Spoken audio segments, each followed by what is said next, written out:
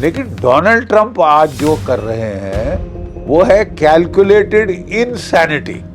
उनको बड़ा मजा आता है कि कोई मेरे को प्रिडिक्ट नहीं कर सकता।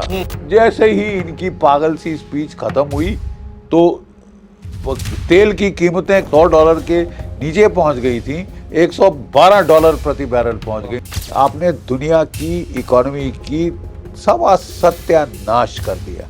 और डोनाल्ड ट्रंप ने बोला है, ऐलाने जंग किया है कि मैं तुम्हारे वाटर सैलिनेशन प्लांट्स को हिट करूंगा, जो कि साहब वॉर क्राइम है। Putin is a war criminal, ये वो। अगर वो वॉर क्रिमिनल है तो आप तो उससे कहीं ज्यादा बड़े वॉर क्रिमिनल हो। ठीक है, वो कहते हैं साहब जब तक हमारा आखिरी सिपाही है हम लड़ेंगे, तब तक लड़ेंगे, आखिरी सांस तक लड़ेंगे, आखिरी सांस तक लड़ेंगे, तुम्हारी ऐसी तैसी करेंगे, ऐसे मसल देंगे, 48 घंटे में खत्म हो जाएगी। अरे सिर्फ 48 घंटे में खत्म हुई है। अब तो कम से कम आपको समझ आ जानी चाहिए ना। अब समझ में। ईरान जैसी मिडिल पावर ने तुम्हारी खाट खड़ी कर दी, खाट खड़ी कर दी है, खाट खड़ी कर दी है सब। देखिए ये ऑपरेशन फेल हो रहा है। पहला साइन फेल्ड ऑपरेशन का क्या है? स्केपगोट्स ढूंढो। आज पूरे बदलते हुए परिदृश्य में फिर से एक बार जीडी बख्शी सर के साथ यहाँ पर हम हाजिर हुए हैं। और सर, मेरा पहला सवाल है कि 1 महीने से ज्यादा का ये वक्त बीत चुका है और हर दिन कुछ ना कुछ बहुत चेंजेस इसमें होते जा रहे हैं। लेटेस्ट में सर ये है कि अब अमेरिका कह तो रहा है कि हम पीछे हटेंगे, अब बार बार कहता है कि हम युद्ध करेंगे, फिर मतलब अजीब सी स्थिति बनी हुई है। इसको जरा साफ करिए कि किस स्ट्रेटजी, किस माइंड गेम से ट्रम्प चल रहे हैं दरअसल। देखिए, ट्रंप ने 19 मिनट की रैम्बलिंग स्पीच दी जी, जिसको पूरी दुनिया अटकी पड़ी थी कि क्या बोलेंगे। और उम्मीद उनको ये थी कि साहब बोलेगा लड़ाई खत्म कर रहा हूं मैं, हाँ। शांति आ रही है, तो बड़ी उम्मीद थी दुनिया में। ठीक है, लेकिन जैसे ही उनकी स्पीच खत्म हुई, जो ऑयल की प्राइसेस जो कि नीचे जानी शुरू हो गई थी, क्योंकि ये बड़े देर से ये हिंट दे रहे थे मार्केट हाँ। को कि भाई मैं ख़त्म कर दूंगा, जल्दी ख़त्म कर दूंगा। और वो थोड़ा सा प्रभाव आ रहा था मार्केट में कि ऑयल की प्राइस डाउन, स्टॉक मार्केट्स में जो ब्लड बाथ हो रहा था वो रुक गया। जैसे ही इनकी पागल सी स्पीच ख़त्म हुई तो तेल की कीमत जो कि $100 के नीचे पहुंच गई थी, $112 प्रति बैरल पहुंच गई थी। बट लगता है कि ये टैको से डर गए और ये वैको हो गए हैं। एक बड़ी अच्छा इंटरेस्टिंग कमेंट पेपर्स में आया है, एक अमेरिकन महिला ने लिखा है कि Trump is not taco, Trump always chickens out, but he is wacko. Wacko American बोलते हैं जो पगला गया। हो। और मेरे ख्याल बड़ा सही रिमार्क है। It's not taco, it's wacko. देखिए, न्यूक्लियर सिग्नलिंग जब होती थी कोल्ड वॉर के दौरान, first cold war, Cuba crisis के पहले, तो जो निकिटा क्रूशेव था उसने अपना जूता निकाल के बैंग किया था यूनाइटेड नेशंस में टेबल के ऊपर। ठीक है, जब वो स्पीच दे रहा था जूता खोल के बैंग किया। तो मतलब वो क्या कहना चाहते हैं कि देखना यार, मेरे को पंगा मत लेना, नहीं तो मैं कुछ भी कर सकता हूँ। न्यूक्लियर की के कॉन्टेक्स्ट में ये सिग्नलिंग बोलते थे, इसको बोलते थे कैलकुलेटेड इरेशनैलिटी। लेकिन डोनाल्ड ट्रंप आज जो कर रहे हैं वो है कैलकुलेटेड इनसैनिटी। उनको बड़ा मजा आता है कि कोई मेरे को प्रिडिक्ट नहीं कर सकता। सारी दुनिया का बेवकूफ बनाने में मुझे बड़ा मजा आता है कि देखा, नहीं किया, तुम सोच रहे थे कर दूंगा, नहीं किया। मतलब जो भी जनता सोच रही होती है उसके विपरीत वो करना चाहते हैं अपनी अनप्रेडिक्टेबिलिटी बनाने के लिए। अब साहब अनप्रेडिक्टेबिलिटी तो गई भाड़ में। आपने दुनिया की इकोनॉमी की सब सत्यानाश कर दिया। देखिए ये ऑपरेशन फेल हो रहा है। पहला साइन फेल्ड ऑपरेशन का क्या है? स्केपगोट्स ढूंढो कि किसी को, कितनों, कुछ लोगों को सैक करो। और सैकिंग शुरू हो गई है। बड़े बड़े जोर शोर से शुरू हो गई है। और तो कहा तो जा रहा है कि ये तो साहब टिप ऑफ द आइसबर्ग है। देखिए आज इन्होंने जो है, पीट हेग्सेथ ने, जो chief of the army staff था जनरल रैंडी जॉर्ज, उसको सैक कर दिया है। जनरल डेविड हॉड ने, ये आर्मी रेंजर से था, स्पेशल फोर्सेस से, और इनकी ट्रांसफॉर्मेशन एंड ट्रेनिंग कमांड को हेड कर रहा था। Major general William Green, head of army chaplain corps, ये जो पादरी होते हैं, बड़ा सिग्निफिकेंट है साहब। लोग सोचें कि इसका क्या मतलब पड़ता है, लेकिन बड़ा सिग्निफिकेंट है। पीट हेग्सेथ आके तकरीबन वो रिलीजियस सरमन देने शुरू हो गए थे लड़ाई के फेवर में, ठीक है। तो मेरे ख्याल कहीं चैपलिन ने बोला होगा, साहब ये अमेरिका सेकुलर कंट्री है, पाकिस्तान मत बना दो इसको, कि मुनीर जैसे पाकिस्तान नहीं चिल्ला बना रहा है। सकते आप, जैसे हाँ, मुनीर जैसे आप अपनी मुल्ला पूरी नहीं बन फौज को, सकते। हाँ, जिहादी बनाने के वो तो मुल्ला बन गया, अब वो आप बन गए। पादरी बन रहे हो, तो उसको सैक कर दिया सर है। ये हेक्सेथ अपनी पूरी बॉडी में टैटूज कराए हुए हैं, और मैंने इनके बारे में पढ़ रहा था, बहुत कट्टरवाद, इतना अपने कट्टरवाद, और वही कट्टरवाद ये अमेरिकी फौज में लागू करने कई बार कोशिश कर चुके हैं। देखिए, मैं आपको एक चीज बता दूं, इन्होंने शरेआम सारे अमेरिकी जर्नलों को बुलाया, इतने खर्चे पे अपनी सारे छोड़ के आए वहाँ पे, 1 स्टार जनरल तक 4 स्टार से लेके इसने इकट्ठे कर लिए थे वहाँ पे अमेरिका में, ठीक है। और उनको भाषण दिया था और कह रहा था कि देयर आर नो रूल्स, लड़ाई में कोई कोई कानून नहीं, कोई कायदा नहीं, कोई कोई सिविलाइजेशनल ह्यूमेन बिहेवियर नहीं। जनीवा कन्वेंशन के मुताबिक अगर आपने एक पनडुब्बी से या किसी जहाज से दूसरे जहाज को डुबो दिया है, उसके सैनिक डूब रहे हैं, आपका फर्ज बनता है उनको रेस्क्यू करना। रेस्क्यू करो और प्रिजनर ले लो, हाँ। कैदी बना लो, बट आपका फर्ज है बाय द जनीवा कन्वेंशन, ठीक है। और ये कह रहे हैं there are no laws in war, मारो कुत्तों की तरह मारो, मर्डर करो, कोई डूब रहा है उसके सर में गोली मार दो, उसको निकालने के बजाय नहीं मारोगे तो मैं तुमको सॉर्ट आउट कर दूंगा। ये क्या बकवास है साहब।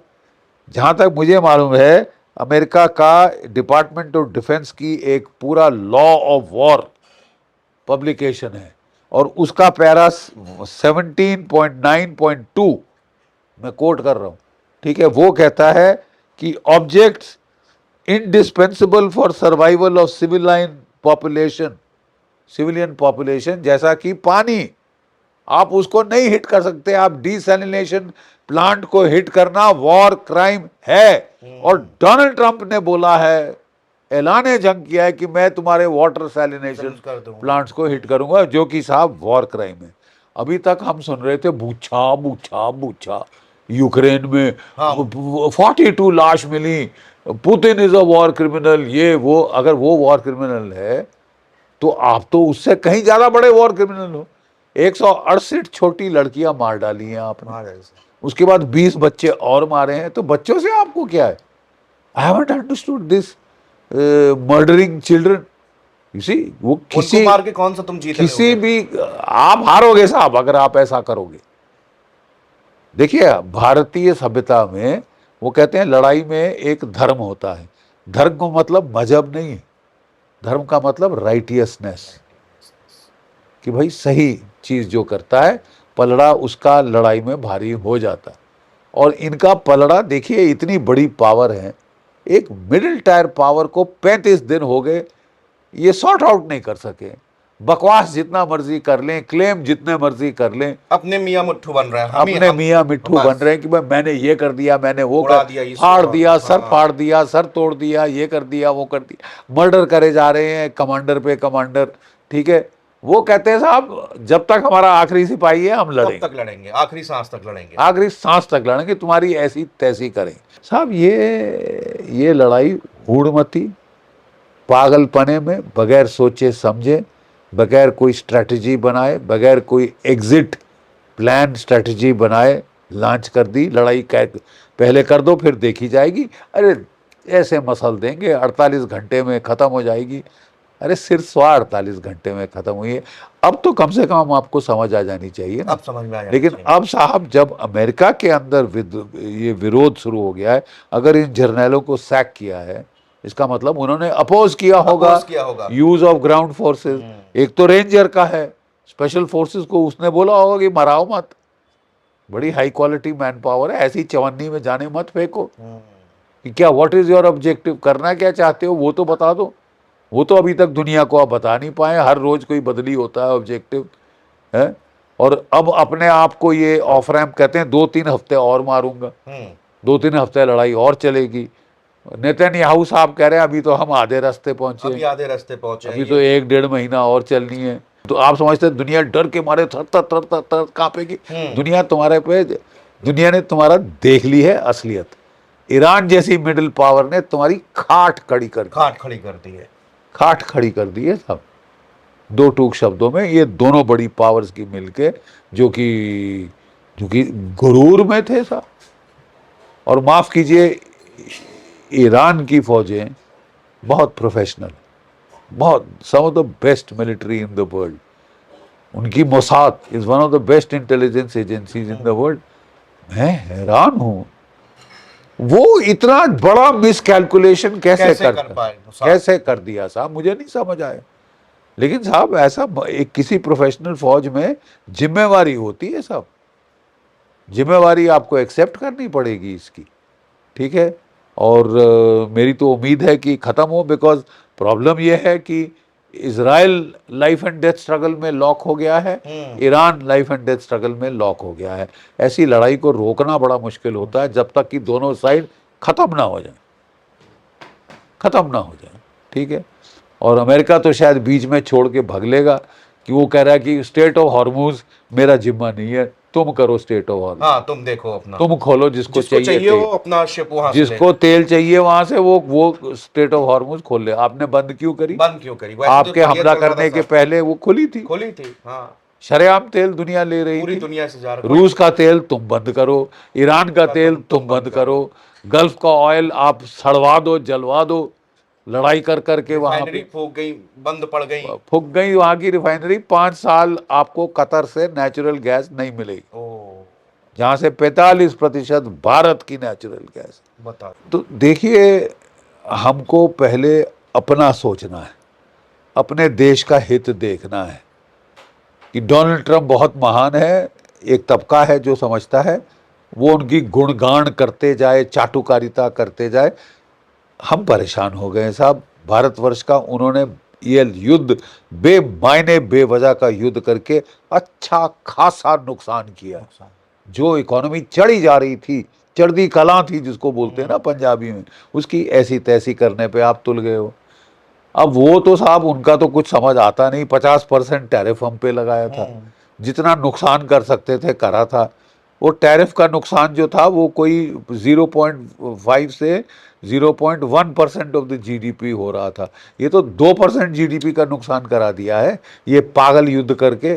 और अब हमको अपील करनी पड़ेगी नेतन्याहू साहब से, जो भारत के बहुत घनिष्ठ मित्र हैं, कि साहब हम समझ रहे हैं कि आप लाइफ एंड डेथ स्ट्रगल में पड़ गए हो, लेकिन अगर आप जल्दी नहीं ख़त्म करोगे, एक तो आपका नुकसान होगा, आपके लोगों का बेइंतहा नुकसान हो रहा है, और आप भारत की इकोनॉमी को हमारे पेट में लात मारनी शुरू कर दी है, जो कि ठीक नहीं है। सर भारत तटस्थ, ये स्थिति भाई सर मैं समझ नहीं पाता हूँ कभी कभी कि जैसे ये युद्ध केवल अमेरिका, इजराइल, ईरान तक है, या सर ये ईस्ट बनाम वेस्ट का कॉन्फ्लिक्ट लगने लगता है कभी, क्योंकि ब्रिटेन कहता है कि भाई हम आपको मदद नहीं करेंगे, नाटो ने कहा हम आपके बिल्कुल, आप कह रहे हो कागजी शेर है चले जाओ, लेकिन फिर भी यूएस उनके बेसिस को इस्तेमाल कर रहा है। सर नाटो और ब्रिटेन क्यों इस वॉर में इन्वॉल्व नहीं हुए? इसका मेन कारण, रीजन क्या था सर? इसलिए इन्वॉल्व नहीं हुए क्योंकि उन्होंने कहा आपने लड़ाई शुरू करने के पहले से हमसे पूछा, हमारा परामर्श लिया, हमारी हामी ली, बगैर पूछे आपने लड़ाई शुरू करी है, जैसे हम कुछ है ही नहीं, ठीक है। और हमारा नुकसान सबसे ज़्यादा किया है। पहले आपने हमारा रूस का तेल और गैस बंद कराया, जो ज्योग्राफिकली सबसे पास, सबसे सस्ता पड़ता है।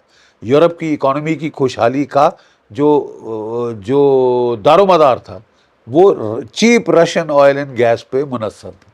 वो जो बाइडेन साहब ने गला घोंट दिया, बंद कर दिया, पाइप उड़ा दी, पाइपलाइन नॉर्थ स्ट्रीम उड़ा दी CIA ने, ठीक है, कि मतलब वहाँ से महरूम कर दिया। फिर बेचारे वो गल्फ से ले रहे थे, वो चाहते थे कि वो छोड़ के मेरे से 5 गुना ज़्यादा दाम पे लें। अब साहब इकोनॉमिक तिबाही तो आप 5 करके आप बोल रहे हो 5% अपने डिफेंस पे खर्चा करोगे, ठीक है।